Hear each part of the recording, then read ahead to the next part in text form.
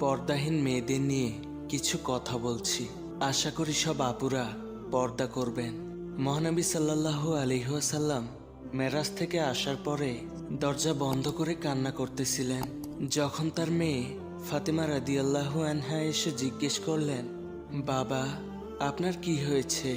মহানবী সাল্লাল্লাহু আলাইহি ওয়াসাল্লাম দরজা খুলে কেঁদে কেঁদে বললেন, মা, আমাকে যখন জান্নাত দেখানো হলো খুব ভালো লাগলো, কিন্তু যখন জাহান্নাম দেখানো হলো মা, আমি সহ্য করতে পারলাম না।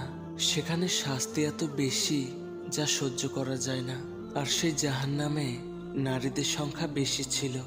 আমি দেখলাম কিছু নারীদের চুল উপরে তুলে রাখছে, নিচে আগুন জ্বলছে। তাদের চিৎকারে মনে হচ্ছে জাহান্নাম ফেটে যাবে, কিন্তু কোনো ফেরেশতারা তাদের আগুন 1 মিনিটের জন্য বন্ধ করে না।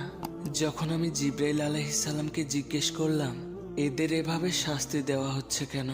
তখন জিবরাইল আলাইহিস সালাম বললেন, এরা হচ্ছে সেই নারী যারা পর্দা করে চলতো না, যে নারী রাস্তাঘাটে চুল বের করে হেঁটেছে, যে নারী এমন পোশাক পরেছে যা ছেলেদের আকর্ষিত করে।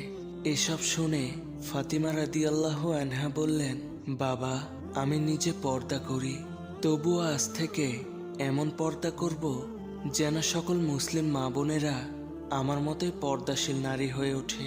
তাই সকল বোনদের বলছি, সময় থাকতে পর্দা করুন।